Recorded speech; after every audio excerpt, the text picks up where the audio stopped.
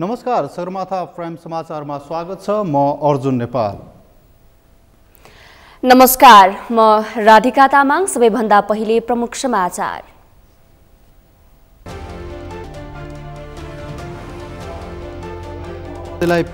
पूर्णकाल प्रधानमन्त्री दिने कांग्रेसको संकेत, संविधान जोगाउन राष्ट्रपतिमा उम्मेदवारी रहने कांग्रेसको दाबी। नेकपा एमाले विरुद्ध चक्रव्यूह रच्ने प्रयास भइरहेको अध्यक्ष ओलीको दावी। पार्टीको रक्षामा दृढतापूर्वक उभिन नेता कार्यकर्तालाई निर्देशन।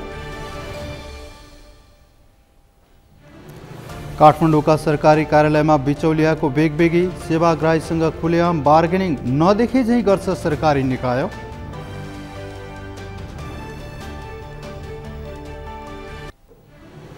भूकम्पग्रस्त टर्कीका लागि $1 अर्ब सहयोग जुटाउन विश्व समुदायलाई संयुक्त राष्ट्रसङ्घको अपिल। अवस्था जटिल रहेको ठहर। र आइसिसी विश्वकप क्रिकेट लिग 2 को त्रिकोणात्मक एक दिवसीय अन्तर्राष्ट्रिय सिरिजमा नेपालको जित, स्कटल्यान्ड 3 विकेटले पराजित।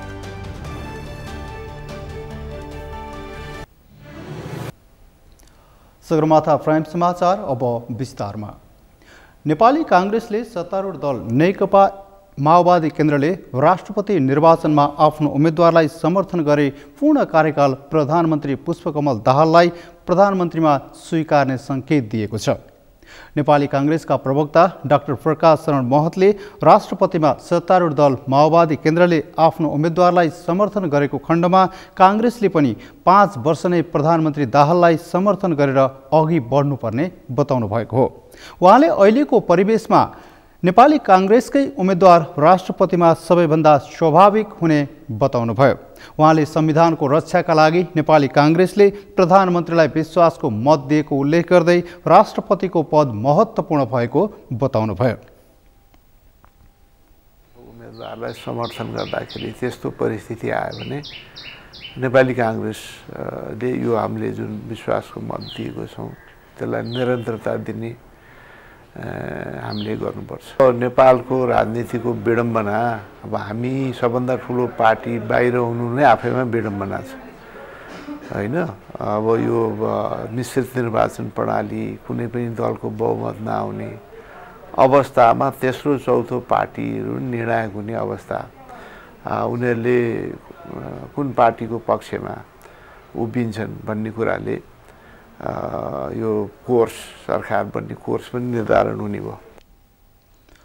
प्रवक्ता महतले सबैभन्दा ठूलो दल बनेर सत्ता बाहिर बस्नु कांग्रेसका लागि विडम्बनाको विषय भएको उल्लेख गर्दै अहिलेको सत्ता गठबन्धन स्वार्थ केन्द्रित रहेको उल्लेख गर्नुभयो।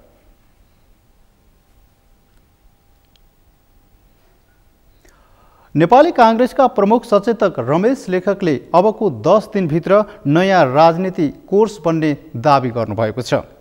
आज सिंहदरबार स्थित पार्टीको संसदीय दलको कार्यालयमा पार्टीले गरेको कानुनविदहरूसँगको छलफलमा उहाँले यस्तो दावी गर्नुभएको हो। उहाँले अबको हप्ता दिनभित्रै नयाँ राजनीतिक परिस्थिति सिर्जना हुने सम्भावना रहेको बताउनुभयो। उहाँले एमाले धेरै अधैर्य र अस्थिर देखिएको बताउनुभयो।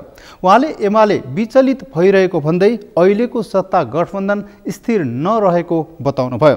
प्रमुख सचेतक लेखकले संघीय लोकतान्त्रिक गणतन्त्रात्मक व्यवस्थाको सुदृढीकरण, संविधानको रक्षा, संविधानको सार्थक कार्यान्वयन लगायतका मूल मुद्दामा नेपाली कांग्रेसमाथि नै भरोसा गर्ने स्थिति रहेको बताउनुभयो। अघि बढिराख्या पार्टीले अब संविधान र व्यवस्थाको रक्षा गर्छ गर्दैन नि। त्यसो भएको हुनाले पनि अब यी यस्ता पदहरू जो संविधानको रक्षासँग, यो व्यवस्थाको सुदृढीकरणसँग, संविधानको सार्थक कार्यान्वयनसँग जोडिएका छन्, ती पदहरूमा त कांग्रेसको त स्वाभाविक दाबी हुने भयो, राजनीतिक रूपले, वैधानिक रूपले, सबै किसिमले। अब यो ज्योतिषीय ढङ्गले मैले गते तिथिमिति त तोक्दिनँ, तर राजनीति एउटा नयाँ कोर्समा जाने स्थिति बन्दै गएको छ। अब यही हप्ता 10 दिनमा के हुन्छ, एउटा नयाँ परिस्थिति सिर्जना हुने सम्भावना छ। प्रमुख सचेतक लेखकले कांग्रेस राष्ट्रपतिका लागि सकारात्मक र आशावादी रहेको समेत उल्लेख गर्नुभयो। राष्ट्रपतिको निर्वाचन नजिकिएसँगै शीर्ष नेताहरूको भेटवार्ता पनि बाक्लिएको छ। पुरानो गठबन्धन भत्किएर नयाँ समीकरण बन्दा राष्ट्रपति आफूहरूलाई दिने सहमति भएको भन्दै एमाले त्यसैमा दाबी गर्दै आएको छ। तर माओवादी केन्द्रले भने राष्ट्रपतिमा साझा उम्मेद्वार हुनु पर्ने अडानबाट पछि नहट्दा गठबन्धनको भविष्य समेत सङ्कटमा पर्दै गएको छ। अमृत ढकालको रिपोर्ट। आगामी फागुन 25 गते हुने राष्ट्रपतिको निर्वाचनलाई लिएर शुक्रबार प्रधानमन्त्री पुष्पकमल दाहाल नेकपा एमालेका अध्यक्ष केपी शर्मा ओलीलाई भेट्न बालकोट पुगे। गत पुस 10 गतेपछि शुक्रबारसम्म प्रधानमन्त्री पुष्पकमल दाहाल र एमाले अध्यक्ष ओली बीच पटक पटक गरी 19 पटकसम्म भेटवार्ता भइसकेको छ। गत पुस 26 गते सरकारले विश्वासको मत पाएपछि पनि प्रधानमन्त्री दाहाल र एमाले अध्यक्ष ओलीका बीचमा राष्ट्रपतिको निर्वाचनलाई लिएर मात्रै 13 पटक भेटवार्ता भएको छ। बालुवाटार, बालकोट, सिंहदरबार र खुमलटारमा बारम्बार दुई नेता बीच राष्ट्रपति चयनका विषयमा मात्रै छलफल भए पनि आफ्नो अडानबाट कोही पछि नहट्दा सहमति जुट्न भने सकेको छैन। यद्यपि एमाले नेताहरूले भने सहमति अनुसार नै माओवादी केन्द्रले एमालेले अघि सारेको उम्मेद्वारलाई समर्थन गर्ने विश्वास गरेका छन्। माओवादीले पनि जहाँसम्म अब एउटा सहमतिबाटै छलफलबाटै जो हिजोको अवस्थामा एउटा नयाँ गठबन्धन बनेछ, अझ यो के भने लेफ्टको जुन गठबन्धन छ यसलाई त दिगो बनाएर अझ परसम्म लैजानुपर्ने, एकतासम्म लैजानुपर्ने एउटा प्रक्रियामा जानुपर्ने भएकोले मलाई लाग्छ त्यहाँसम्म नपुग्ला भन्ने लाग्छ। पटक पटक भएको भेटवार्तामा एमाले अध्यक्ष ओलीले गठबन्धन फुटाउन देशी विदेशी शक्ति सक्रिय रहेको भन्दै प्रधानमन्त्री दाहाललाई पुस 10 गते भएको सहमति सम्झाउने गरेका छन्। जवाफमा प्रधानमन्त्री दाहालले गठबन्धन फुट्न नदिन आफू दृढ रहे पनि राष्ट्रपतिमा भने सबैलाई मान्ने हुने उम्मेद्वार खोज्नुपर्ने बताउँदै आएका छन्। राष्ट्रपतिमा एमालेले प्रस्ताव गरेको व्यक्तिलाई समर्थन गर्न गाह्रो नभए पनि नेकपा कालमा घटेका घटना फेरि दोहोरिन सक्ने भन्दै आफूहरू सचेत रहेको माओवादी केन्द्रका नेताहरूको भनाइ छ। राष्ट्रपतिजी चाहिँ कुनै पार्टीको व्यक्ति हुनुहुन्न, पार्टीभन्दा माथि सोच भएको व्यक्ति, राष्ट्रको सबै यो जुन किसिमको यो देश छ बहुभाषिक बहुधार्मिक होइन, यसको धेरै विविधता भएको, त्यो सबै विविधतालाई समेट्ने किसिमको चाहिँ व्यक्ति चाहिँ राख्नुपर्ने हाम्रो अवधारणा हो। त दुर्भाग्य के छ भने हामीले दुईवटा जुन राष्ट्रपति गऱ्यौँ त्यसमा पनि अन्त्यमेले दोस्रो राष्ट्रपतिजीको जुन अन्तिम समयको जुन व्यवहारहरूले के देख्यो भने कि अति राजनीतिकरण भएको व्यक्तिले गर्दाखेरि राष्ट्रपति पद चाहिँ प्रमुख हुँदै गयो, सरकार प्रमुख चाहिँ के भन्छ राष्ट्रपति पद चाहिँ प्रमुख हुँदै गयो, सरकार प्रमुख चाहिँ प्रधानमन्त्रीजी चाहिँ गौण हुँदै गयो। राष्ट्रपतिकै विषयलाई लिएर एक साता अघि मात्रै बालुवाटारमा प्रधानमन्त्री पुष्पकमल दाहाल र नेपाली काङ्ग्रेसका सभापति शेरबहादुर देउवाबीच भेटवार्ता भएको थियो। काङ्ग्रेस महामन्त्री गगन कुमार थापाले पनि प्रधानमन्त्री दाहाललाई भेटेपछि फागुन 10 अगावै गठबन्धन फुटाउने अभिव्यक्ति दिएपछि गठबन्धनको भविष्य हप्ता दिनको लागि मात्रै भएको राजनीतिक वृत्तमा चर्चा छ। अहिले राष्ट्रपति चाहिँ के अरे हर किसिमले हर हिसाबले नेपाली काङ्ग्रेसको पोल्टमा आउँछ र परिस्थिति जन्य के हो भनेदेखि अहिलेको राष्ट्रपति के भनेदेखि नेपाली काङ्ग्रेसको भागमा आउँछ। हामीले राष्ट्रपतिको लागि हामीले उम्मेदवारी उठाउँछौँ। अहिलेको अवस्थामा गठबन्धन के अरे एउटा फुट्ला फेरि अर्को जुट्ला, तर के भनेदेखि अहिले प्रधानमन्त्रीज्यूले राष्ट्रपतिमा हाम्रो उम्मेदवारलाई सहयोग गर्नुहुन्छ भन्ने कुरामा म विश्वास छु। राष्ट्रपतिको निर्वाचन नजिकिँदै जाँदा शीर्ष नेताहरूको मात्रै होइन मित्र राष्ट्रको ध्यान पनि केन्द्रित भएको छ। राष्ट्रपतिको कार्यकारी हैसियत नहुने भए पनि संविधान जारी भएपछि शीतल निवासको भूमिकाले राष्ट्रिय राजनीतिलाई प्रभावित पारेको नेताहरूको बुझाइ छ। सत्ता समीकरणमा भएका तथा प्रतिपक्षी दलहरूले राष्ट्रपतिका लागि आफ्नै अडान अघि सार्दा दल बाहिरबाटै राष्ट्रपति बन्न सक्ने आकलन पनि राजनीतिक वृत्तमा देखिन्छ। सगरमाथा टेलिभिजनका लागि क्यामेरामा गौरव खड्काका साथमा अमृत ढकाल, काठमाडौँ। सत्तारूढ प्रमुख घटक नेकपा एमालेका अध्यक्ष केपी शर्मा ओलीले आफ्नो पार्टी विरुद्ध चक्रव्यूह रच्ने प्रयास भइरहेको टिप्पणी गर्नुभएको छ। अध्यक्ष ओलीले स्वस्थ प्रतिस्पर्धा गर्न नसक्ने राजनैतिक शक्तिहरूले अहिले पनि आफ्नो पार्टी विरुद्ध चक्रव्यूह रच्ने प्रयास गरिरहेको भन्दै त्यसलाई तोडेर अघि जानुपर्ने अवस्था रहेको पनि बताउनुभयो। आज ललितपुरको च्यासल स्थित पार्टी केन्द्रीय कार्यालयबाट मिशन ग्रासरूट नाम दिएको 2 महिने पार्टी सुदृढीकरण तथा विस्तार अभियानको भर्चुअल शुभारम्भ गर्दै उहाँले अस्वस्थ ढंगले चल्ने राजनीतिक दलहरूलाई पराजित गर्ने गरी तयारी गर्न पार्टीका नेता कार्यकर्तालाई निर्देशन समेत दिनुभयो। अध्यक्ष ओलीले निकट विगतमा आफ्नो पार्टीलाई एक्ल्याउने शक्ति र प्रवृत्तिहरू अहिले पनि रहेकाले त्यस्ता व्यक्ति शक्तिहरूको षड्यन्त्रबारे जनतालाई बुझाउँदै लैजानुपर्ने जरुरी रहेको पनि बताउनुभयो।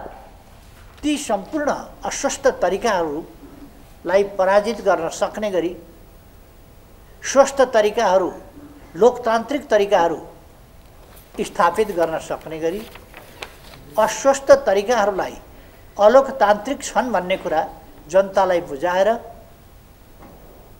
अलोकतान्त्रिकता, भ्रष्टता जस्ता कुराहरू समाजका मूल्यहरू हुन सक्दैनन्। ती सहज ग्राह्य जस्ता जो बनाउन खोजिएको छ ती हुन सक्दैनन् भन्ने कुरा हामीले जनतालाई बुझाउनु छ। अध्यक्ष ओलीले पार्टीको रक्षामा दृढतापूर्वक उभिन पार्टीका नेता कार्यकर्तालाई सचेत गराउनुभयो। पार्टी हितको पक्षमा उभिने नेता कार्यकर्तालाई पार्टीले पनि हित गर्ने उहाँको भनाइ थियो। ओलीले आगामी 4 वर्षपछि हुने निर्वाचनमा 50% भन्दा बढी स्थानमा पार्टीलाई विजयी गराउने गरी पार्टीले मिशन ग्रासरूट अभियान सञ्चालन गरेको स्पष्ट पार्नुभयो। ओलीले एमाले जस्तो पवित्र उद्देश्य भएको पार्टी अरू नरहेको जिकिर गर्नुभयो।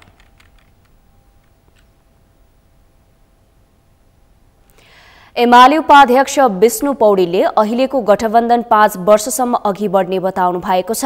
नेकपा एमालेको ग्रासरूट अभियान अन्तर्गत धनगढीमा आयोजित प्रदेश स्तरीय अभिमुखीकरण कार्यक्रमको समुद्घाटन पौडेलले राष्ट्र निर्माणका लागि अहिलेकै गठबन्धन अघि बढ्ने बताउनु भएको हो।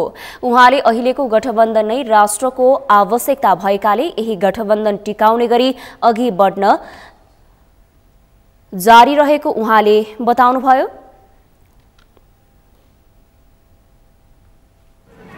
त्यसकारणले हल्लामा विश्वास नगर्नका लागि, हल्लाका विषयलाई समाचारको विषय नबनाउनका लागि म साथीलाई आग्रह गर्न चाहन्छु। र यो चाहिँ सहयात्रा अहिले जुन सरकार बनेको छ, सरकारमा जुन जुन राजनीतिक दलहरू हामी सहभागी छौँ, यो जुन पृष्ठभूमिमा जस्ता नीतिगत र कार्यक्रमिक अवधारणाका साथमा यो सहयात्रा बनिरहेको छ, यो कुनै काँचो धागोमा अडिएको सहयात्रा होइन। यो सहयात्रा 5 वर्ष चल्छ र राष्ट्रपति, उपराष्ट्रपति लगायतका सबै पदहरूमा पूर्व सहमति जे छ त्यसै अनुसार कार्यान्वयन हुन्छ। उहाँले राष्ट्रपति निर्वाचनमा सहमति अनुसार नै अघि बढ्ने बताउनुभयो। मिल्न सक्ने विषयमा मिल्ने कुरा त राम्रै कुरा हो नि, त्यो पनि राम्रो कुरा हो। राष्ट्रका साझा जस्तो अहिले चाहिँ मुलुकमा आर्थिक रूपमा मुलुकलाई चाहिँ सबल चुनौतीहरू सामना गर्दै अर्थतन्त्रलाई चाहिँ सबल तुल्याउनुपर्ने अभिभावना छ। लोक संविधानको प्रभावकारी कार्यान्वयन गर्दै अगाडि बढ्नुपर्ने आवश्यकता छ। यस्ता कतिपय साझा सरकारका विषयमा दलहरूका बिचमा सहकार्य त भइरहन्छ। सहमति बेगर जाने छुट कसैलाई नभएको उहाँको धारणा रहेको छ।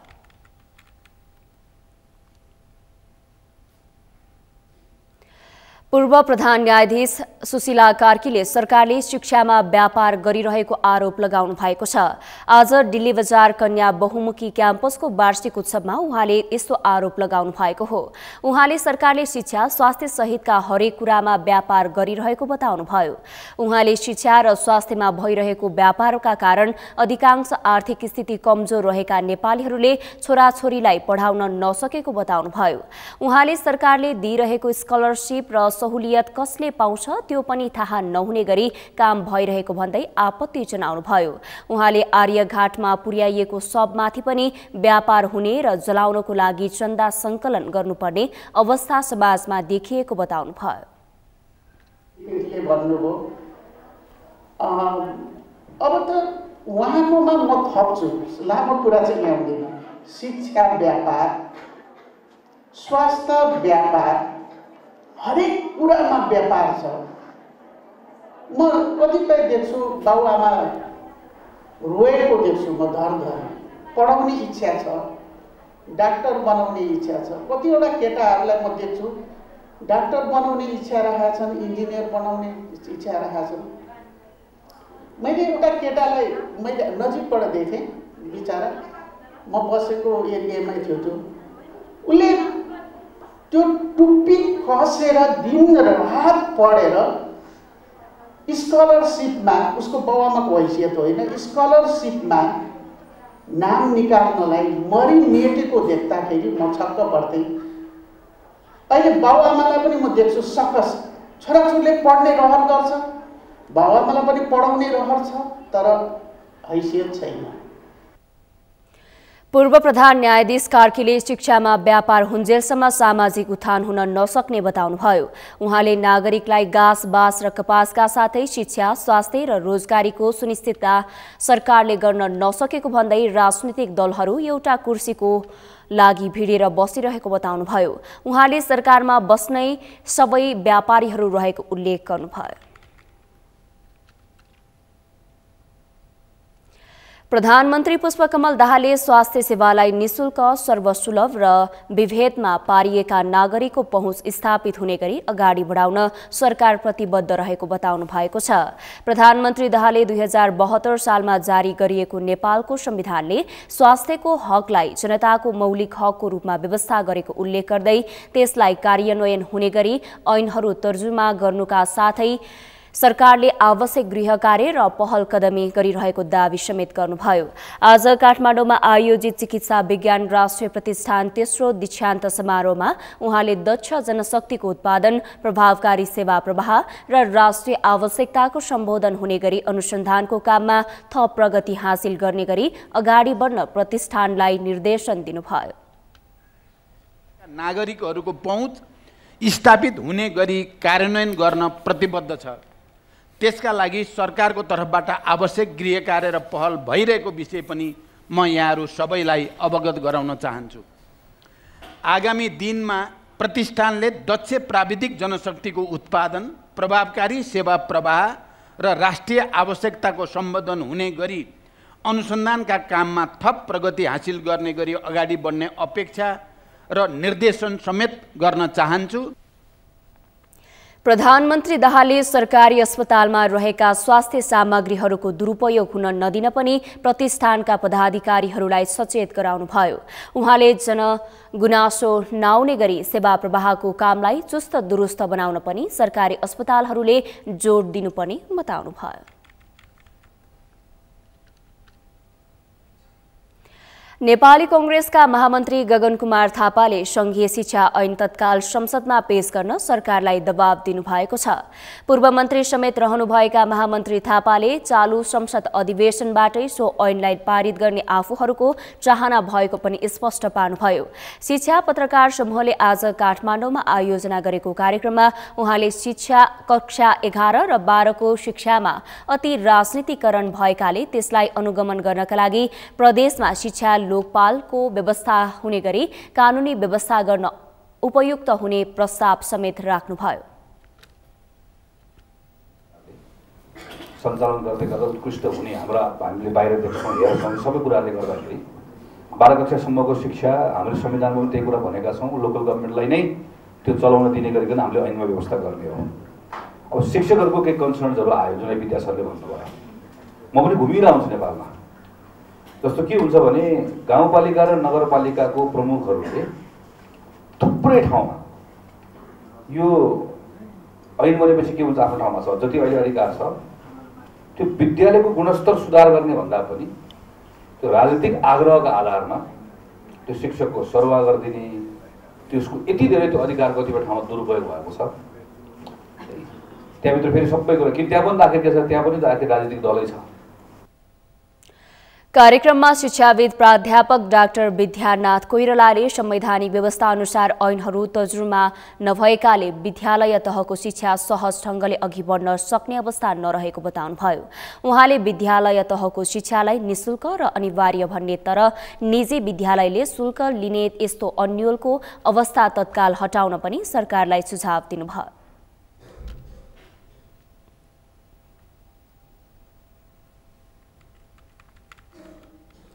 सरकारले संसदमा पेश भएको संवैधानिक परिषद काम कर्तव्य अधिकार र कार्यक्षेत्र कार्यविधि सम्बन्धी पहिलो संशोधन विधेयक 2079 फिर्ता लिएको छ। फागुन 4 गते बसेको मन्त्री परिषदको बैठकले यस्तो निर्णय गरेको हो।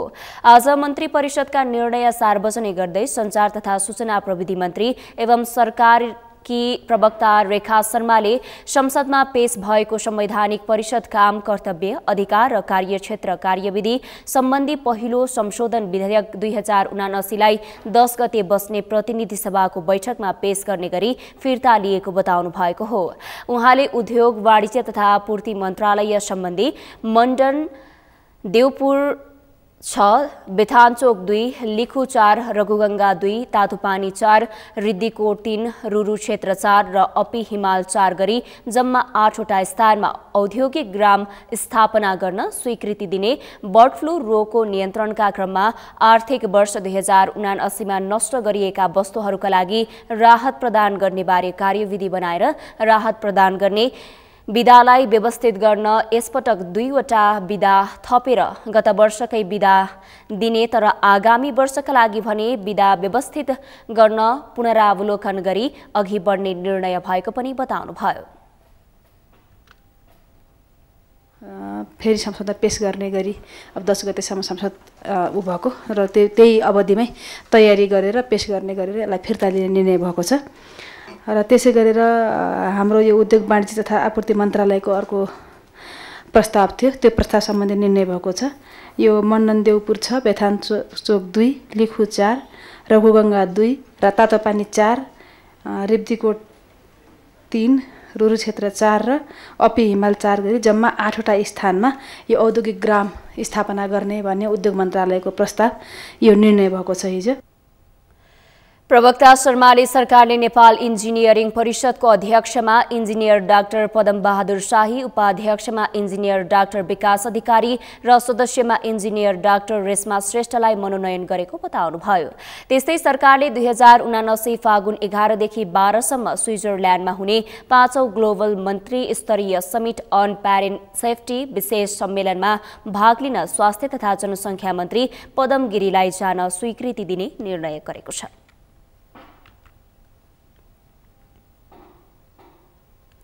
सगरमाथा समाचारमा अब पालो विश्रामको। विश्रामपछि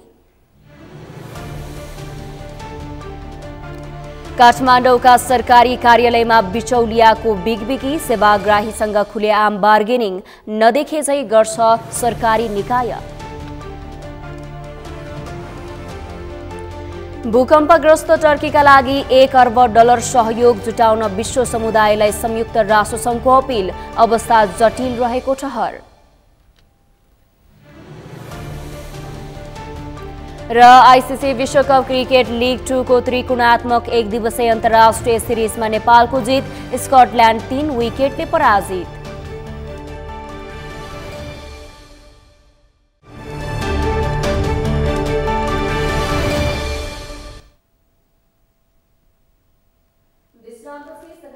समाचारमा स्वागत छ। अब बाँकी समाचार। राहदानी विभाग, मालपोत कार्यालय, यातायात जस्ता बढी भिडभाड हुने सरकारी कार्यालयहरूमा बिचौलियाहरूको चलखेल हुने गरेको पाइन्छ। काठमाडौँकै सरकारी कार्यालयहरूमा पैसा लिएर काम छिटो गर्ने बिचौलियाहरू खुलेआम बार्गेनिङ गर्ने गर्छन्।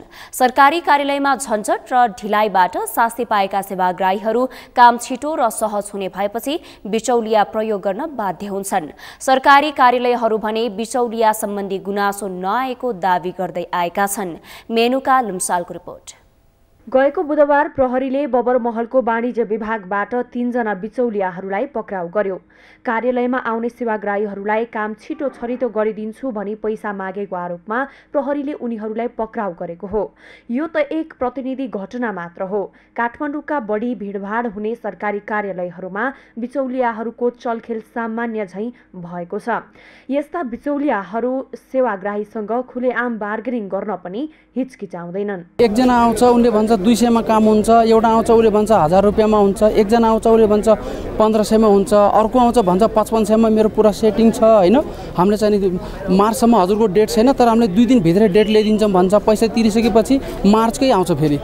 हामीले त पैसा तिरिसकेछौँ, त्यहाँ फेरि गेटमा आयो। यहाँ फेरि अब यहाँको हाम्रो जो प्रशासक छन् अब तिनको मिसबिहेभ हुन्छ। अब यी हजुरले हेर्नुपर्छ यहाँ लाइनमा अब यस्तो टन्टापुर घाममा अब उभिनु परिरहेको छ है, केही व्यवस्थित छैन। ब्रोकरहरू हुन्छ नि वाइल्ड नै छ। तपाईँको जस्ट यो साइबरहरू चाहिँ हामीलाई फ्यासिलिटी दिनुभन्दा नि उहाँहरूले चाहिँ हामीलाई लुट्न बसिरहेछ कि।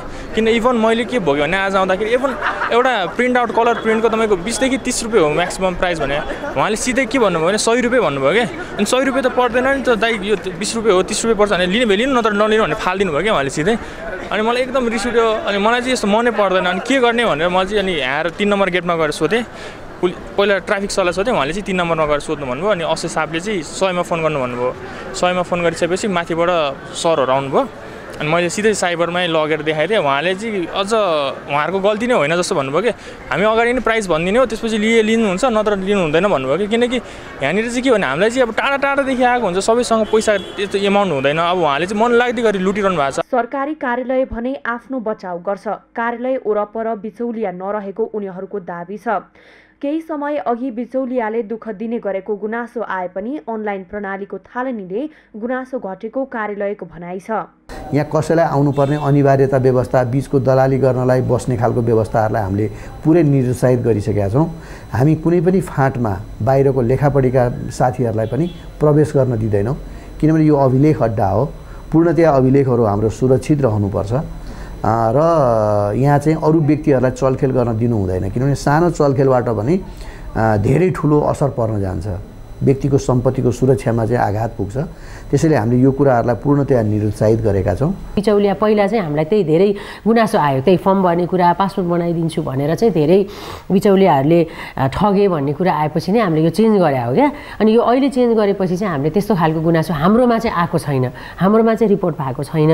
मालपोत कार्यालयले बिचौलिया नभएको दावी गरिरहँदा सेवाग्राही भने बिचौलियाकै सहयोग बिना कामै गर्न सक्दैनन्। जग्गाको काम मिलाउन आएका रमेश बाबु घिमिरे 2 दिनसम्म मालपोत कार्यालय दिल्ली बजार धाए। पहिलो पटक कार्यालयमा आएका उनी के गर्ने कता जाने अलमलमा परे। कर्मचारीले समेत सहयोग नगरेपछि उनी बिचौलियासँग मोलमोलाई गर्न बाध्य भए। सरकारी कार्यालयमा तपाईँ जाँदाखेरि कहाँ के गर्ने भन्ने कुरा त्यो इन्फर्मेसन पनि केही छैन हैन।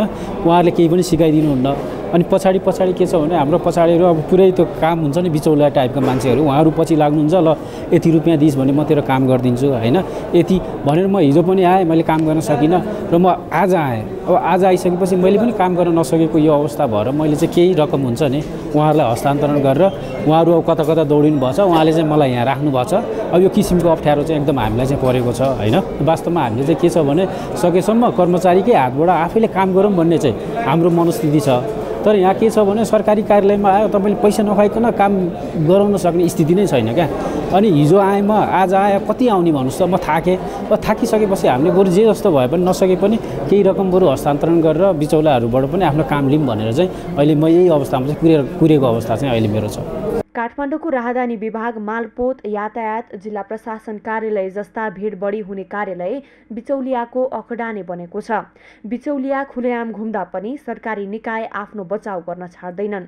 बिचौलियादेखि सावधान भनेर लेखिएका पोस्टर, बिना पोसाक वा पोसाकका प्रहरीको उपस्थिति केहीले पनि बिचौलियालाई रोक्न सकिरहेको छैन। सगरमाथा टेलिभिजनका लागि क्यामेरामा गौरव खड्काका साथमा मेनुका लम्साल, काठमाडौँ। कतिपय समयमा शान्ति सुरक्षाका लागि खटिएका प्रहरीले समयमै उचित कदम चाल्न नसक्दा त्यसले सुरक्षा व्यवस्थामाथि नै प्रश्न उठ्ने गरेको छ। विभिन्न समयमा हुन सक्ने आन्दोलन द्वन्द्वको पूर्वानुमान गर्न नसक्दा शान्ति सुरक्षाको प्रत्याभूतिमा कठिनाई उत्पन्न हुने गरेको छ। सुरक्षा व्यवस्था चुस्त हुन नसक्दा सर्वसाधारणले भने साहसी खेप्ने गरेका छन्। यशोदा भण्डारीको रिपोर्ट। काठमाडौँको नयाँ बस पार्क क्षेत्रमा सोमबार लुटपाट, आगजनी र झडपका घटना भए। प्रहरीले सवारी साधन नियन्त्रणमा लिएर आगजनी भयो। मोबाइल पसलहरू लुटिए, सवारी यातायात सबै ठप्प भयो। आम सर्वसाधारणले शास्ति बेहोर्नु पर्यो। मुलुकको राजधानीमै भएको यो घटनाले सुरक्षा व्यवस्थामाथि गम्भीर प्रश्न उठाएको छ। धेरैले यस्तो वितण्डा हुँदा पनि प्रहरी फोर्स कहाँ छ, किन यति धेरै निरीह बन्यो भनेर प्रश्न उठाएका छन्। प्रहरीले रोक्ने प्रयास नगरेको भने होइन, तर धेरै संख्यामा आन्दोलनकारी हुँदा सानो संख्याको प्रहरी निरीह बन्यो। आन्दोलनले उग्र रूप लिन्छ भन्ने पूर्वानुमान नहुँदा सुरक्षा व्यवस्था चुस्त हुन नसकेको प्रहरीको भनाइ छ। यसमा त चेन अफ कमान्डको कुरा छँदैछ हाम्रो फोर्समा, तर कस्तो भने घटनास्थलमा पुगेपछि त्यहाँको वस्तुस्थितिलाई चाहिँ नियन्त्रण कसरी लिने भन्ने कुरो त्यहाँ खटिएको कमान्डरलाई र हाम्रो सिनियर अफिसर खटिएपछि उसलाई जानकारी हुनुपर्छ, हुन्छ नि पक्कै पनि। र त्यहाँ यदि उसले कमजोरी गर्यो, आवश्यकता अनुसार कानुन बमोजिम बल प्रयोग गरेन भने त कारबाहीको भागमा ऊ हुन्छ। त्यो यता कता त्यस्ता भएका घटनाहरू छन् र हामीले कानुनी कारबाही पनि हाम्रो कर्मचारीले पनि गरेका छौँ। त्यो चाहिँ अब यसमा पनि मैले अघि पनि दोहोऱ्याएँ, छानबिन समिति गठन भइसकेको छ। त्यहाँ हाम्रो त्यहाँको इन्चार्ज पनि चेन्ज भइसक्नु भएको अवस्था छ। त्यसले गर्दा आगामी दिनमा त्यो छानबिन समितिले दिएको प्रतिवेदनको आधारमा चाहिँ कारबाही अगाडि बढाउने काम हुन्छ। तोकिएको क्षेत्रमा ड्युटीमा खटिएका प्रहरी फोर्सलाई घटनास्थलको बारे जानकारी नहुँदा, घटनालाई हेरेर पूर्वानुमान गर्न नसक्दा, कारबाहीको डर, राजनीतिक दबाव लगायतका विविध कारणले गर्दा भिड नियन्त्रण गर्न प्रहरी चुक्ने गरेको छ। गत आइतबार राष्ट्रपतिको सवारीमा प्रहरीले चिकित्सकलाई लाठीचार्ज गर्दा ड्युटीमा खटिएको प्रहरीलाई निलम्बन गरियो। माथिल्लो तहबाट आदेश नआएसम्म जागिर जाने डरले पनि प्रहरी घटनास्थलमा गएर एक्सन लिइहाल्न सक्दैनन्। यस्ता समस्या समय समयमा हुने गरेका छन्। अहिले भन्दा 18 वर्ष अघि 2061 सालमा सुन्नी अतिवादी संगठन इस्लाम अल सुन्नी समूहले इराकमा 12 जना नेपालीलाई बन्दक बनाएर घाँटी रेटेर हत्या गरेका थिए। इराकको त्यो घटनाले काठमाडौँमा उग्र रूप लियो, तर प्रहरीको पर्याप्त भूमिका हुन नसकेको जानकारहरू अझै कुरा गर्छन्। यस्तै आजभन्दा 22 वर्ष अगाडि 2057 सालमा भारतीय अभिनेता ऋतिक रोशनको नाममा प्रोपोगान्डा मचियो। ऋतिक रोशनले नेपालीहरूलाई एक अन्तर्वार्तामा होच्याएर बोलेको भन्दै नेपालीहरूले कालो झण्डा लिएर पुतला जलाएर नाराबाजी गर्न थाले। यस्ता घटनामा भिड अनियन्त्रित हुँदा समस्या हुने गरेको छ। प्रहरीले यस्तो अवस्थामा पूर्वानुमानमा ध्यान दिनुपर्ने पूर्व प्रहरी अधिकारीको भनाइ छ। कतिपय अवस्थामा आउने राजनीतिक दबावले पनि प्रहरी भिड नियन्त्रणमा चुक्ने गरेको उनीहरूको धारणा छ। योभन्दा पहिला ऋतिक रोशन काण्डको बेला होला, यो तपाईँको इराकमा जुन मारिएको थियो नेपाली 11 जना, त्यो बेला कस्तो थियो भनेपछि तपाईँको एक किसिमको मान्छे सोच फुर्त निक्ले र त्यसमा कसैको नियन्त्रण पनि थिएन, एउटा कुरा त्यो। र अस्तिको घटनामा तपाईँ कता कता त्यो देखिन्छ। त्यो देखिने कारण के भनेपछि एउटा त घटनास्थल भयो होइन, बस पार्क भनेको त ओपन ठाउँ हो नि त।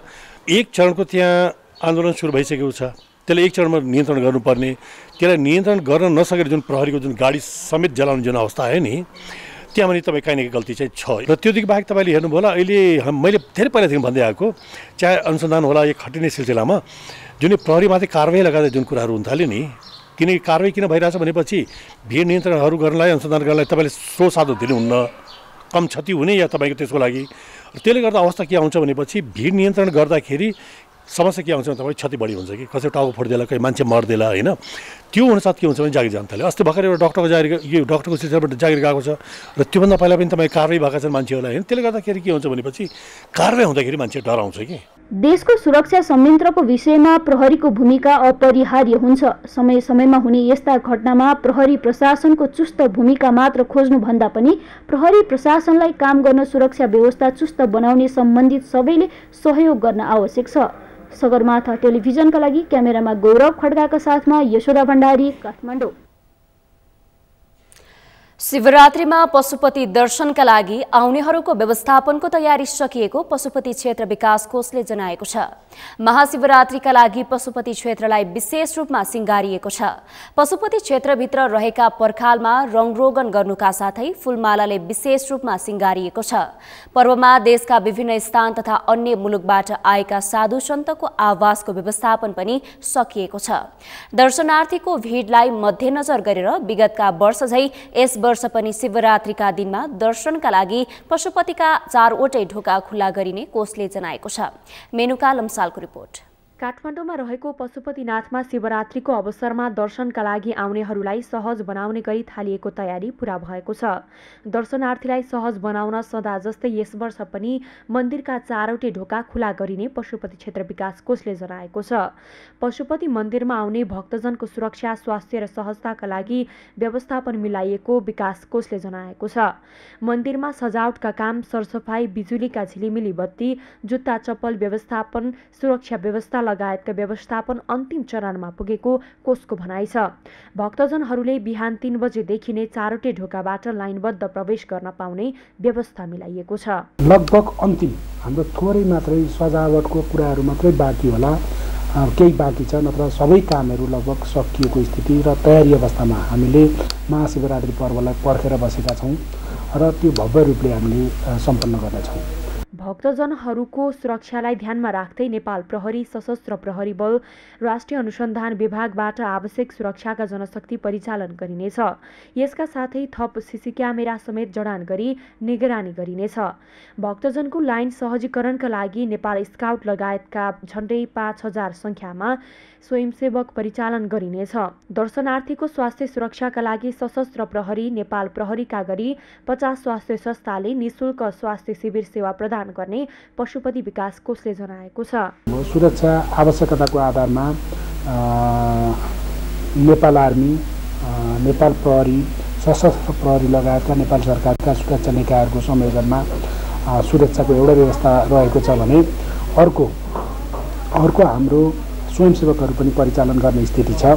र हामीले के व्यवस्था गरेका छौँ भने यस वर्ष सुरक्षाको दृष्टिकोण सुरक्षालाई हामीले मध्यनजर राखेर मन्दिरभित्र र कोर एरियामा नेपाल सरकारको सुरक्षा निकायहरूबाट मात्रै त्यहाँ चाहिँ सुरक्षा व्यवस्थापन मिलाउने र त्योभन्दा बाहिर मात्र कोर एरियाभन्दा बाहिर सुरक्षा निकाय प्लस हाम्रा स्वयंसेवकहरूबाट व्यवस्थापन गर्नको निम्ति सहयोग माग्ने त्यो प्रकारले हामीले काम कारबाही गरेका छौँ।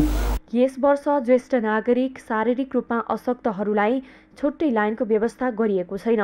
उनीहरूले स्वयंसेवकको सहयोगमा सहजै पूजा गर्न पाउने व्यवस्था मिलाइएको छ। पशुपति मन्दिर क्षेत्रमा आउने भक्तजनहरूले सहजै सवारी साधन, पार्किङ गर्न पाउने गरी व्यवस्था गरिएको पशुपति विकास कोषले जनाएको छ। पशुपति क्षेत्र रङ्गरोगन गरिएको छ भने फूलमालाले सिंगारिएको छ। सर्वसाधारणहरूले पशुपति क्षेत्रको सरसफाई राम्रो भएको प्रतिक्रिया दिएका छन्। यसपालिको चाहिँ एकदमै राम्रो, एकदमै सुन्दर, अब सफाहरू अनि सबै कुराहरू व्यवस्थित, एकदमै व्यवस्थित देखेँ मैले यसपालि चाहिँ।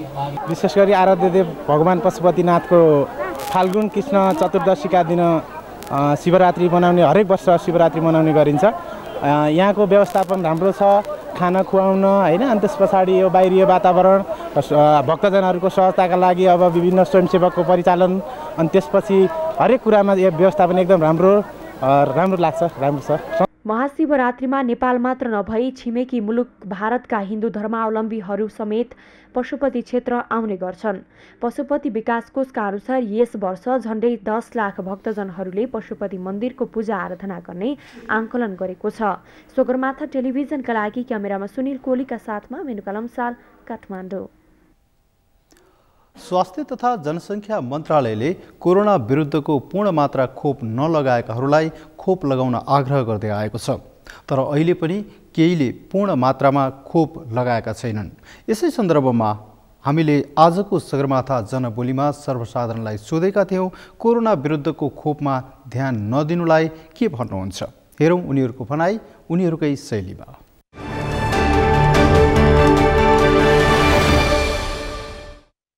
सरकार चाहिँ कस्तो भयो भने हाम्रो सरकार सरकार चाहिँ जतिखेर मान्छेलाई पर्छ त्यतिखेर मात्रै सरकारले वास्ता गर्छ। जनताहरूलाई चाहिँ यो डर त्रास सधैँ भइरहन्छ। त्यो भएर सरकारको वास्ता नपुगेको र पब्लिक पनि अलिक जनचेतना कमी हो कि जस्तो देखिन्छ। जब रोग फैलिन्छ तब मान्छे आत्तिन्छन्। समयमै सचेत भयो भने चाहिँ यसको राम्रो उपचार हुन्थ्यो, मान्छेलाई यही समस्या पर्दैन भन्ने जस्तो लाग्छ। नेपाल सरकारले यसमा चाहिँ एकदमै ध्यान दिनुपर्छ। यो तेस्रो भेरिएन्टको रूपमा विश्वभरि फैलिराखेको छ। नेपाल गभर्मेन्टले चाहिँ यसमा लापरवाही गर्नु हुँदैन। यसलाई चाहिँ अब खोपको चाहिँ अब मजाले जनताहरूले सहज तरिकाले पाउने गरी व्यवस्था गरिदिनुपर्छ। सरकारले यो कोरोना सम्बन्धी बुस्टर डोज खोपको लागि सहर बजारमा मात्र दिएर भएन। गाउँको कुना काप्चामा गाउँघरमा कस्तो जनता छ, के छ, कुन ठाउँमा जनता बसेको छ भनेर पुरै गाउँघरमा छिरेर घरमा छिरेर सबैलाई बुस्टर डोज लगाइदिएमा धेरै हामी खुसी हुने थियो भन्ने। नेपाल सरकारले जति कोभिड-19 यो युवा चल्ने पनि आज सुविधा ल्याएको छ। यसले राजनीतिक क्षेत्रमा विशेष गरी आर्थिक क्षेत्रमा मन्दी समेत नै ल्याएको छ। र जो कोभिडसिल्डको सेकेन्ड डोज दिने भनेको सबै लाएनन्, जनतालाई लाउनुपर्छ भन्ने साक्षरता पनि भएन। सरकारले सञ्चारको माध्यमबाट जनतालाई यो डोज लाउनुपर्छ भनेर त्यस्तो सचेतनामूलक कार्यक्रम सञ्चालन गर्नुपर्छ र नागरिक आफैले पनि यसमा जागरुक भएर फुल डोजको खोप लाउनु आवश्यक छ जस्तो मलाई लाग्छ।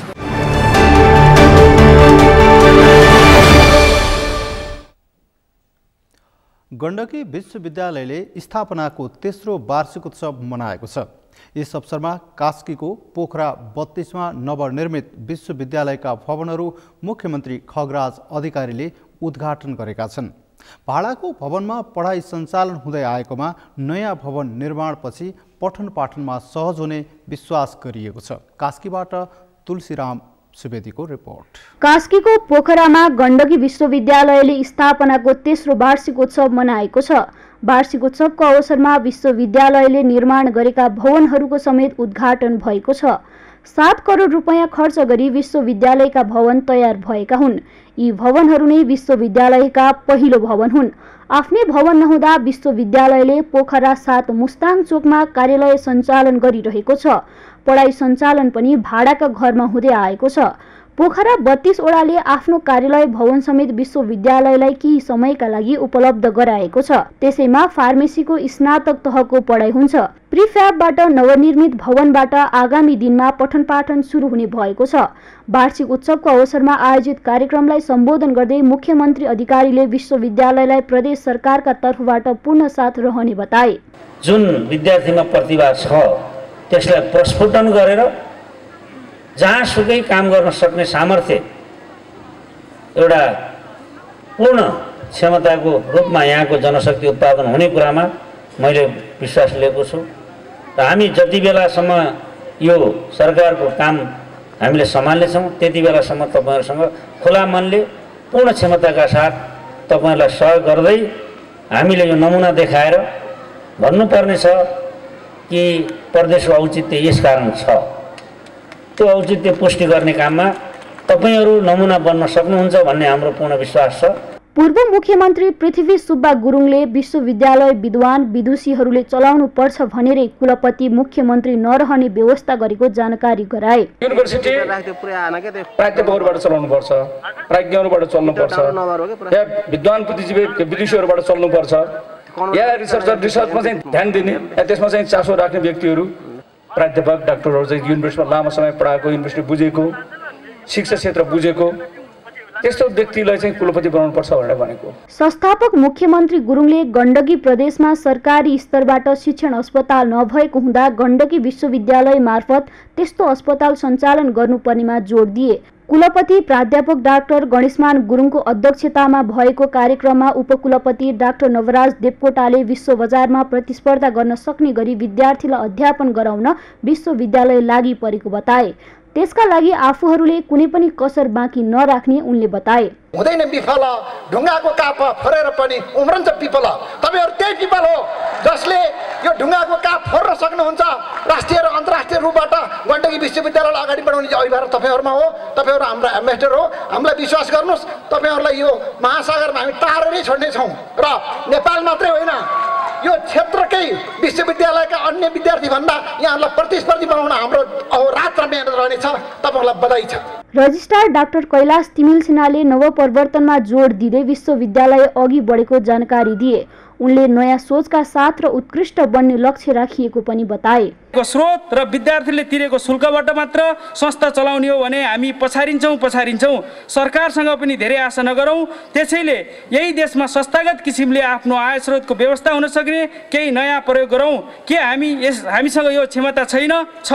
त्यसैले देशभित्रकै स्रोतहरू खोजौँ, उद्यमशील बनाऊ, नवीन प्रयास थालौँ र नयाँ इतिहास रचौँ। विज्ञान प्रविधि संकायका डिन डाक्टर कपिल अधिकारीले विश्वविद्यालयले 3वटा विशेष आधार स्तम्भ शैक्षिक अनुसन्धान र नवप्रवर्तनको गतिविधिमा धेरै महत्त्वपूर्ण उपलब्धि हासिल गरेको बताए। बदलिँदो विश्व परिवेश, नयाँ समयले ल्याएका नयाँ चुनौतीहरूलाई चिनेर चुनौतीभित्रका नयाँ सम्भावनाहरूलाई खोजी गर्ने विश्व नागरिक तयार गर्नु गण्डकी विश्वविद्यालयको उद्देश्य हो। विश्वविद्यालयमा हाल सूचना प्रविधि, खेलकुद व्यवस्थापन, औषधि विज्ञान, कानुन र व्यवस्थापन गरी स्नातक तहका 5 कार्यक्रमहरू सञ्चालनमा छन्। चुनौतीभित्रका नयाँ सम्भावनाहरूलाई खोजी गर्ने विश्व नागरिक तयार गर्नु यस विश्वविद्यालयका लक्ष्य रहेको कुलपति प्राध्यापक डाक्टर गणेशमान गुरुङले बताए। हामीले MBBS को करिकुलम पाठ्यक्रम नेपालमा बनेका पाठ्यक्रममा त पटक्कै कम छ र असाध्य च्यालेन्जिङ खालको चाहिँ एउटा हामीले पाठ्यक्रम निर्माण गरिसकेको अवस्था छ। त्यस कारणले गर्दाखेरि यसमा हाम्रो सबभन्दा बढी ध्यान गएको छ। यो सरकारले लगानी गरेको तर अटोनोमी भएको बडो गजबको विश्वविद्यालय हो नेपालमा। यसलाई सरकारले लगानी गरेको छ, प्रदेश सरकारले, तर स्वतन्त्रता दिएको छ हामीलाई छुट्टै ऐन दिएर। जुन मान्य संस्थापक मान्य मुख्यमन्त्रीलाई नै भनिसक्नु भएको छ कि यो गण्डकी विश्वविद्यालयको एउटा ब्रेन चाइल्ड हो। मान्य पृथ्वी सुब्बाको दिमागमा रहेको कुरो कि मैले कुलपति बन्नु सक्दा शिक्षकहरूमध्ये मास्टरहरूमध्येबाट नै कोही यसको जाने एउटा अगुवा हुनुपर्छ भनेर त्यस्तो खालको ऐन ल्याएको हुनाले हामीले सहज ढङ्गले काम गर्ने सिलसिलामा यी भवनहरू निर्माण भएका छन्। कार्यक्रममा गण्डकीका सभामुख कृष्ण प्रसाद धिताल, गण्डकी प्रदेश नीति तथा योजना आयोगका उपाध्यक्ष डाक्टर गिरिधारी पौडेल, पोखरा महानगरपालिकाका मेयर धनराज आचार्य लगायतले मन्तव्य राखेको कार्यक्रम विश्वविद्यालयका सहप्रशासक डोलराज सुवेदी र भावना ढकाल सञ्चालन गरेका थिए। विश्वविद्यालयमा हाल सूचना प्रविधि, खेलकुद व्यवस्थापन, औषधि विज्ञान, कानुन र व्यवस्थापन गरी स्नातक तहका 5 कार्यक्रम सञ्चालनमा छन्। ती कार्यक्रममा 319 विद्यार्थी रहेका छन्। 24 पूर्णकालीन र 20 करार गरी 44 जनाले विश्वविद्यालयमा प्राध्यापन गरिरहेका छन्। सगरमाथा टेलिभिजनका लागि कास्कीबाट तुलसीराम सुवेदीको रिपोर्ट। सगरमाथा प्राइम समाचारमा अब पालो भएको छ विश्रामको। विश्रामपछि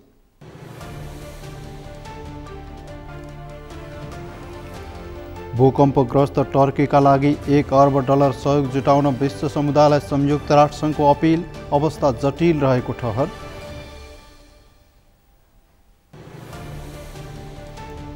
र आइसिसी विश्वकप क्रिकेट लिग 2 को त्रिकोणात्मक एकदिवसीय अन्तर्राष्ट्रिय सिरिजमा नेपालको जित, स्कटल्यान्ड 3 विकेटले पराजित।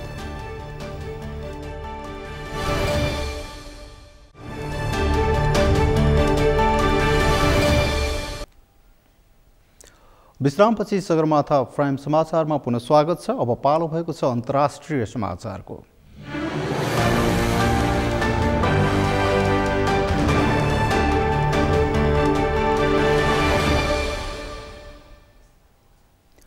संयुक्त राष्ट्रसङ्घले भूकम्पग्रस्त टर्कीका लागि $1 अर्ब जुटाउन विश्व समुदायलाई अपिल गरेको छ।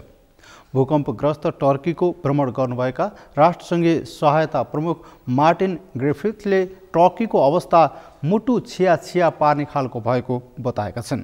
अवस्था जटिल भएकाले भूकम्पग्रस्त टर्कीलाई करिब $1 अर्ब को सहयोग तत्काल जुटाउनु पर्ने उनको भनाइ थियो। भूकम्पबाट टर्कीमा मात्रै मृत्यु हुनेको सङ्ख्या अहिलेसम्म 36,000 भन्दा बढी पुगेको छ। सिरियामा 5,000 भन्दा बढीको मृत्यु भएको पुष्टि भइसकेको छ। राष्ट्रसङ्घले 2 दिन अघि सिरियाका लागि $40 करोड को सहयोग आवश्यक पर्ने जनाएको थियो। उद्धार कार्य अहिले पनि जारी रहेकोले उद्धार गरिएका मानिसहरूको स्वास्थ्य उपचार, बसोबास र राहतका लागि ठूलो रकम आवश्यक पर्ने राष्ट्रसङ्घले जनाएको छ।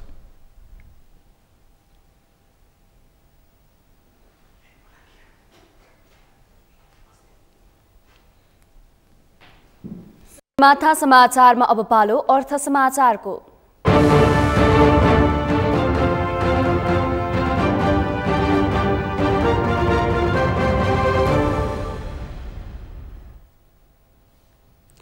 नेपाल राष्ट्रिय व्यवसायी महासंघले बैंकहरू विरुद्ध विरोध प्रदर्शन गरेको छ। आज उद्योगी व्यवसायीहरूका 9वटा महासंघ र 38वटा संघहरूले बैंकहरू विरुद्ध संयुक्त सडक आन्दोलन गरेका हुन्। व्यवसायीहरूले पछिल्लो समय बैंकहरूले बढाएको सरको ब्याज दर र उद्योगी व्यवसायीहरूमा रहेको सिन्डिकेट मौलाएकाले आन्दोलन गर्न बाध्य भएको बताएका छन्। विरोधका क्रममा नेपाल यातायात व्यवसायी राष्ट्रिय महासंघका केन्द्रीय वरिष्ठ उपाध्यक्ष सरोज सिटौलाले उद्योगी व्यवसायीले सांसद मन्त्री बनाइदिन माग नगरेको भन्दै बैंकको आतंकलाई बन्द गर्न र व्यवसायीहरूलाई गरी खान दिन आवाज उठाइरहेको बताउनुभयो। सबै क्षेत्रका मानिसहरू यहाँ उपस्थित भएर राज्यलाई लिखित मौखिक पटक ध्यान आकर्षण पनि गराएको छ। अस्ति पनि एकपटक माइतीगढ मण्डलबाट हामीले ध्यान आकर्षण गरायौँ कि सरकार भनेको सबैको अर्थतन्त्रको सबै उद्योग व्यवसायहरूको अभिभावकले तलबाट सडकबाट के कुरा आइरहेको छ, के आवाज आइरहेको छ, त्यो विषयमा बोलाएर छलफल गरेर कमसेकम ब्याङ्क तथा वित्तीय संस्थाहरूबाट हुने कन्सिडर गरिदियोस् भन्ने आवाज नै हो। त्यस्तै नेपाल राष्ट्रिय व्यवसायी महासंघका केन्द्रीय अध्यक्ष कुमार कार्कीले नेपालीहरूले नेपालमै गरी खान पाउनुपर्ने बताउनुभयो। उहाँले व्यापारीहरूले 8% लिएको ब्याज 15% पुर्याउन समेत चुप लागेर बस्नुपर्ने कुराको अन्त्य गर्नुपर्ने बताउनुभयो। उहाँले सरकारले व्यापार उद्योग मैत्री नियम कानून ल्याउन आवश्यक रहेको बताउनुभयो। कुनै बैंकको ब्याज नतिर्ने भन्ने होइनौँ, तर ब्याज 8% सुरु रह्यो, ब्याज 15% पुर्याउँदा पनि हामी व्यापारी मौन बस्नुपर्ने बाध्यताबाट अन्त्य गर्छौँ भनेका हौँ हामीले। आज 8%को ब्याजलाई 15% पुर्याउन कुन नियमले यो 15% पुग्यो? आज यो सामन्त युगको मानव पाराको युगको नियमलाई लागू भइरहेछ। पछिल्लो समय कोभिड महामारी लगायतका कारण नेपालका उद्योग धन्दा चल्न नसकेको अवस्थामा सरकारले व्यवसायीहरूका कुनै पनि माग सम्बोधन नगरेको आरोप उनीहरूको छ।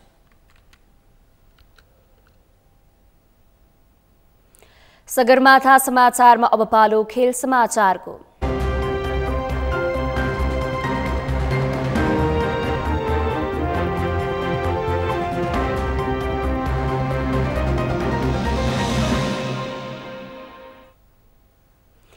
घरेलु मैदानमा जारी आईसीसी विश्वकप क्रिकेट लीग 2 को त्रिकोणात्मक एक दिवसीय अन्तर्राष्ट्रिय सिरिजमा नेपालले स्कटल्यान्डलाई हराएको छ। टियु क्रिकेट मैदानमा आज भएको खेलमा नेपालले लीग 2 को विजेता बनिसकेको स्कटल्यान्डलाई 3 विकेटले हराएको हो। स्कटल्यान्डले दिएको 275 रनको लक्ष्य नेपालले 47 ओभरमा 7 विकेट गुमाएर पूरा गर्यो। नेपालका लागि ओपनर कुशल भुर्तेलले 4 चौका सहित 8 बलमा 16 रन बनाए। अर्का ओपनर आसिफ शेखले 14 बलमा 9 रन बनाएका हुन्। ज्ञानेन्द्र मल्ल 3 बलमा 4 रन बनाएर आउट हुँदा कप्तान रोहित पौडेलले 10 बलमा 6 रन बनाएका छन्। कप्तान रोहित आउट भएसँगै मैदान आएका कुशल मल्लले 67 बलमा 9 चौका र 4 छक्काको सहयोगमा 81 रन बनाए। एक दिवसीय अन्तर्राष्ट्रियमा कुशलको यो नै सर्वाधिक धेरै रन रहेको हो। सन्दीप जोराले 5 रन बनाउँदा दिपेन्द्र सिंह ऐरीले 1 रन 116 बलमा अभिजित 85 रन बनाए। दिपेन्द्रको एक दिवसीय अन्तर्राष्ट्रियमा यो दोस्रो अर्धशतक रहेको हो। उनले 1 शतक समेत प्रहार गरेका छन्। विश्वकप लीग 2 मा दिपेन्द्रको पहिलो अर्धशतक रहेको छ। गुलशन झाले 17 रन बनाउँदा सोमपाल कामीले 32 बलमा अभिजित 24 रन बनाएका छन्। 6औं विकेटका लागि कुशलले दिपेन्द्रसँग मिलेर 100 रनको साझेदारी गरेका थिए। दिपेन्द्र र सोमपालले 8औं विकेटका लागि अभिजित 55 रनको साझेदारी गरेका थिए। स्कटल्यान्डका लागि क्रिस सोल र मार्क वार्टले समान 33 विकेट लिएका छन्। स्कटल्यान्डले 16 रन अतिरिक्त स्वरूप दिएको थियो। त्यसपछि पहिले ब्याटिङ गरेको स्कटल्यान्डले 50 ओभरमा 9 विकेट गुमाएर 274 रन बनाएको थियो। नेपालका लागि स्पिनरहरूले ओभरमा रन दिँदै विकेट लिएका थिए। सन्दीप लामिछानेले 10 ओभरमा 27 रन दिएर 3 विकेट लिएका छन्। कुशल मल्लले 2 तथा सोमपाल कामी, दिपेन्द्र सिंह ऐरी र कुशल भुर्तेलले समान 1-1 विकेट लिएका छन्। सिरिजमा नेपाल 26 खेलमा 22 अङ्क जोडेर 6औं स्थानमा रहेको छ। स्कटल्यान्ड 34 खेलमा 23 मा जित र 9 मा हारका साथ 48 अङ्कका साथ 3 खेल अगावै विश्वकप लिग 2 को च्याम्पियन भइसकेको छ।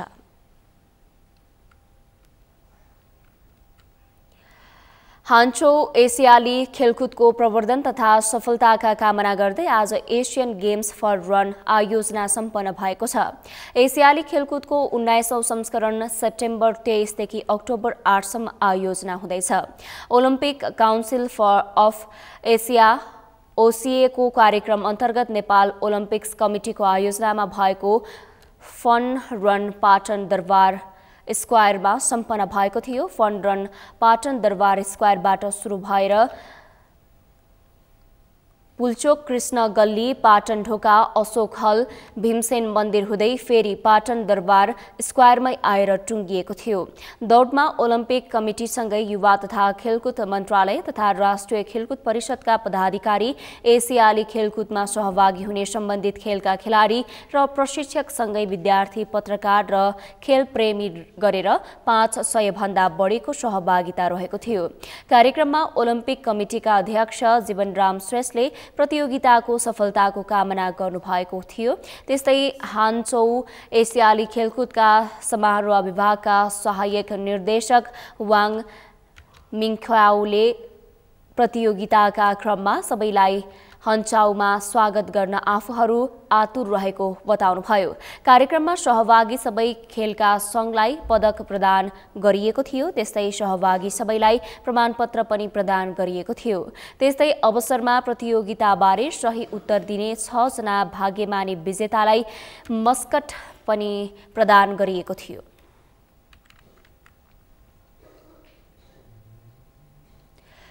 समाचारको अन्त्यमा मुख्य समाचार पुनः एकपटक।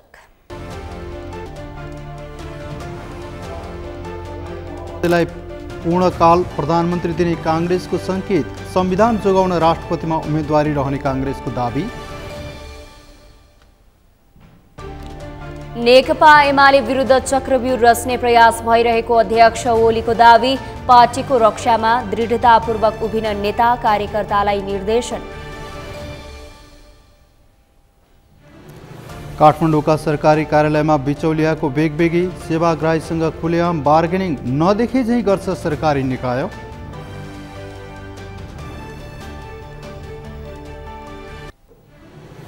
भूकम्पग्रस्त टर्कीका लागि $1 अर्ब सहयोग जुटाउन विश्व समुदायलाई संयुक्त राष्ट्रसङ्घको अपील, अवस्था जटिल रहेको ठहर। र आईसीसी विश्वकप क्रिकेट लिग 2 को त्रिकोणात्मक 1 दिवसीय अन्तर्राष्ट्रिय सिरिजमा नेपालको जित, स्कटल्यान्ड 3 विकेटले पराजित।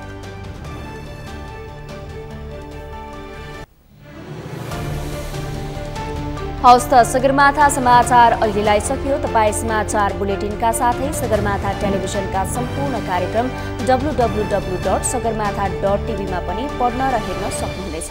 साथै युट्युबमा youtube.com/sagarmatha.tv नेपालमा हेर्न सक्नुहुनेछ।